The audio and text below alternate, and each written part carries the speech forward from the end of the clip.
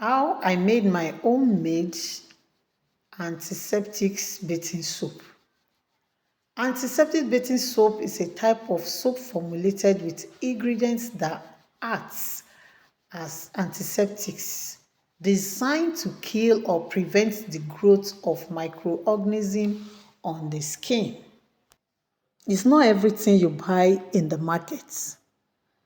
Making of this antiseptic soap at comfort of your home is one of those things that you can learn how to do.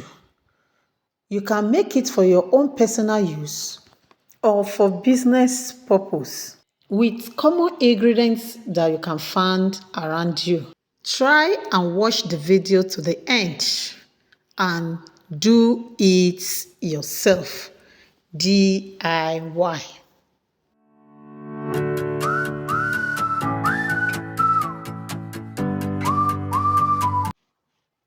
I'll be using pure coconut oil 168 grams. I make sure my coconut oil is very warm because I'm making use of room temperature lye solution. That is lye solution that I've already soaked more than 24 hours before this production. And my lye solution is going into the mixing bowl. My lye solution is 84 grams. I added my lye solution into my warm coconut oil and I stir it very well. In this formula, you can use cold process, semi-hot process, or even hot process for this formula. But I'll be using cold process. It's only my coconut oil that is a bit warm. Remember, I have 168 grams of coconut oil, 84 grams of lye solution. The next I'm adding is my silicate. I added silicate, sodium silicate 15 ml. 15 ml of sodium silicate. And as I add, I stir it at the same time. Sodium silicate enhances the soap quality and durability. It increases hardness and improving lather and cleansing properties. Look at the soap closely. You will see that it has started having a jellyfish. Then you continue stirring and adding the next ingredient. And the next ingredient I'm adding is glycerin. Glycerin 2.5 ml. Glycerin retains moisture and protects skin barriers. Glycerin is suitable for sensitive skin. It's also an anti-aging properties. The next thing I'm adding is my vitamin E. Vitamin E, I added 2.5 ml also. Vitamin E is an antioxidant protection. It has properties that can help keep skin soft, smooth, and radiant. As I add all the ingredients, I make sure I stir it very well. I stir all the ingredients to combine together very well. At this point, don't forget to subscribe, like, comment, and share. The next ingredient I'm adding is my pine oil. Pine oil, I added 3 ml. 3 ml of pine oil. Pine oil is also good for the skin. It helps ease the itches associated with eczema. It can also help fight germs and bacteria. It removes dead skin and excess oil. Make sure you stir it together very well. You can see as I'm stirring it, in order not to have any separation, take a close look at the batter, the soap batter. You will see that it's well combined together. So that is why you need to stir and stir and stir it very well. Then the next ingredient I'm adding is my peppermint oil. Peppermint oil is an optional. If you like, you can add peppermint oil, then you can choose not to add it. I only add peppermint oil because it kind of this coldness that you normally have on your Premier Cool, the cool soup.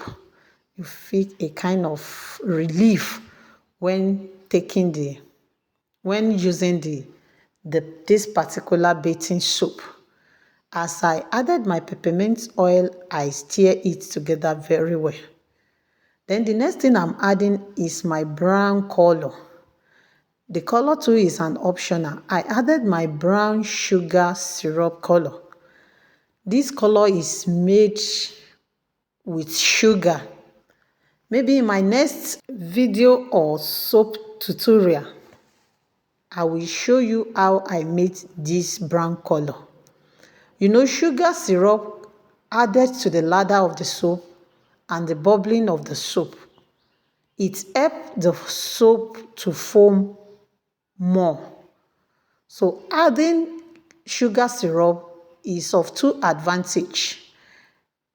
It changes the color, give the soap color a very nice brown color. And at the same time, it adds to the bubble, the foaming of the soap.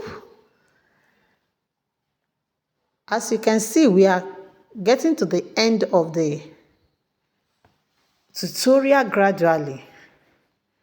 But looking at this soap, you will see that the face is so jelly. That is well done without any need of adding any maybe double boiling or whatever. But I want to advise you, if you are making your own soap and you are using cold process formula, maybe if your batter look like maybe a kind of separation, you can easily double boil it. Put a water into a pot and place your container into the pot. Then it will generate heat that will make it to gel. But as it is now, I'm not going to double boil it because already it has gelled. It has get to a very trace level and it's gel well. So the next thing I'll be doing now is to add it into my mold. You can use anything as your soap mold. Remember, whatever soap mold you choose, that is how your soap will look like. Your soap will look exactly like the mold. So this is my juice empty carton. Yes, let me say my juice empty carton. I just say let me use it and make the soap mold. So I've added all my soap into my mold, and make sure you tap it the way I tap my own ear in order to fill the mold very well without any space, and leave it for 24 hours. This is after maybe 12 to 14 hours. It's very strong now. I cannot even wait for it for 24 hours. So since I see that I can unmold it now, I say let me quickly unmold the soap. So I've already unmolded the soap, tear the carton off, remove the soap from the mold. You can see how beautiful the soap look. It looks so beautiful. And if you want to make the large batch of it, please, you can get the ebook. Now I'll divide the soap into two. You can see how smooth and beautiful the soap look like, and it smells very, very well, just like Dettol soap. It smells well. You can see it's not up to 24 hours, so it has not really solidified. Remember, it's cold process. We're still going to leave it for 3 to 4 weeks for it to cure very well before you start using it. Please allow your bathing soap to cure. In order not to harm your skin, let it cure well before using it. You can see the small pieces is very, very beautiful. You can see the transparency. It can even see through my hand. So if you follow the same procedure, I believe you will get the results just the way you are seeing it on your screen. At this point, give this video thumb up, subscribe, comment, and share. Thanks for watching. See you in the next tutorial. Bye.